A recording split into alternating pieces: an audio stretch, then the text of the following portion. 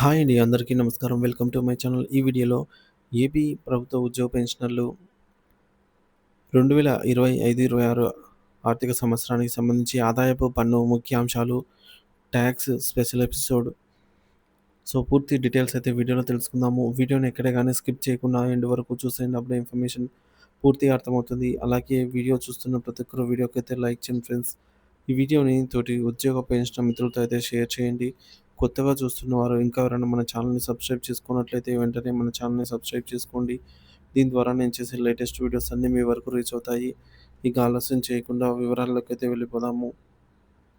Friends, ఇక విషయానికొచ్చినట్లయితే talks special episode. AP ఉద్యోగులు, పెన్షనర్ల ఆదాయపు పన్ను. సో 2025, 26 సంబంధించి అపోహలు, నిజానిజాలు ఏంటో తెలుసుకుందాము. 12,00,000 వరకు పన్ను లేదు. ఈ మాట వినగానే మనందరికీ పెద్ద రిలీఫ్. కానీ అదే సమయంలో 12,00,000 ఒక్క రూపాయి దాటినా 4,00,000 నుంచే పన్ను కట్టాలి అనే వార్త గుండెల్లో రాయి వేసింది. కేవలం కొన్ని వేల రూపాయలు ఎక్కువగా సంపాదించిన పాపానికి లక్షల్లో పన్ను కట్టాల్సి వస్తుందా? ఈ టెన్షన్ మీకు వచ్చిందా? అయితే ఈ వీడియోలో మీ భయాలను తొలగించి ఆదాయపు పన్ను చట్టంలో ఉన్న అద్భుతమైన రక్షణ కవచం లాంటి మార్జినల్ రిలీఫ్ గురించి వివరంగా తెలుసుకుందాము. మొదటిది, అపోహలకు అసలు కారణం. బేసిక్ ఎగ్జెంప్షన్ వేరు, రీబేట్ వేరు. చాలామంది పన్ను మినహాయింపు ప్రాథమిక పరిస్థితి బేసిక్ ఎగ్జెంప్షన్ లిమిట్‌ని 12,00,000కు పెంచారని బొరపడుతూ ఉంటారు. కానీ అది నిజం కాదు.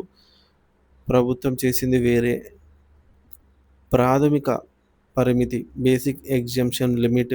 దీనిని 3,00,000 నుంచి 4,00,000 వరకు పెంచారు. అంటే ఎవరైనా 4,00,000 వరకు పన్ను కట్టాల్సిన అవసరం లేదు. ఇక రీబేట్ సెక్షన్ 87A కింద ఈ సెక్షన్ కింద ఇచ్చే తగ్గింపును భారీగా పెంచి 12,00,000 వరకు ఆదాయం ఉన్న వారికి వర్తింపజేశారు. అంటే 12,00,000 ఆదాయం పైన పన్ను చెల్లింపు అయితే ఇలా ఉంటుంది. ఇక్కడ టేబుల్‌లో చూడొచ్చు. మనకు లెఫ్ట్ సైడ్‌లో స్లాబులైతే అవైలబుల్ ఉన్నాయి. ఇక పన్ను శాతం ఎంత పడుతుంది? లెక్కించిన పన్ను. 0 నుంచి 4,00,000 వరకు 0% అంటే ఎటువంటి ట్యాక్స్ అనేది పడదు.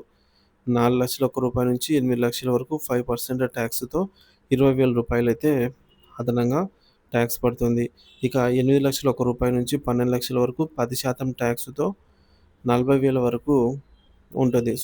ఈ రెండిటి మొత్తాన్ని కలపగా ఈ స్లాబ్.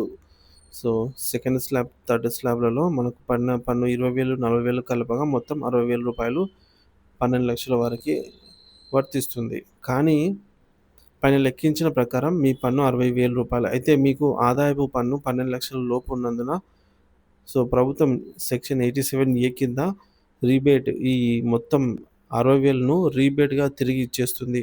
ఫలితంగా మీరు చెల్లించే నికర ఆదాయపు పన్ను 0 అవుతుంది. గమనిక, ఉద్యోగులకు మరియు పెన్షనర్లకు మరొక అవకాశం అండి. మరొక 75,000 స్టాండర్డ్ డిడక్షన్ ఉంటుంది కాబట్టి వారికి ఈ యొక్క 0 పన్ను పరిమితి అనేది 12,75,000 వరకు వర్తిస్తుందన్నమాట. ఇకపోతే అసలు సమస్య ఇక్కడే.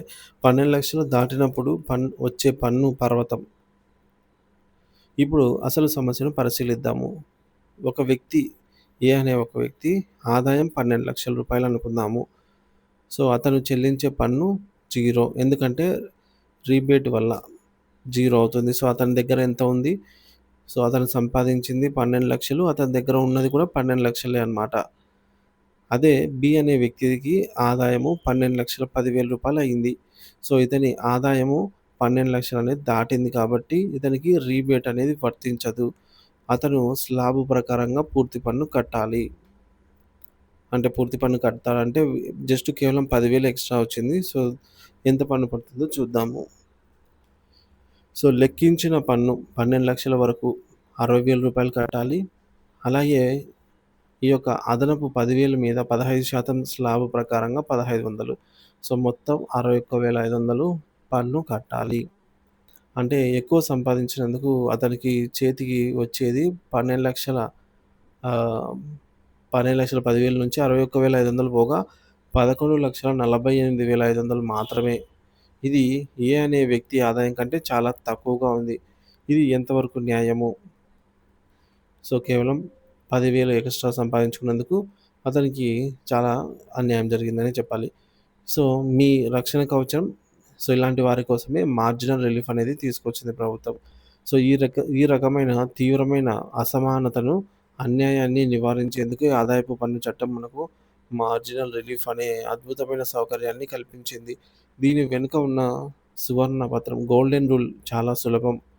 సో, పన్ను మినహాయింపు పరిమితి థ్రెషోల్డ్ దాటిన తర్వాత మీరు సంపాదించిన ఆదాయం కంటే మీరు చెల్లించాల్సిన పన్ను ఎట్టి పరిస్థితుల్లోనూ ఎక్కువగా ఉండకూడదు అని ఈ యొక్క మార్జినల్ రిలీఫ్ చెప్తోందండి.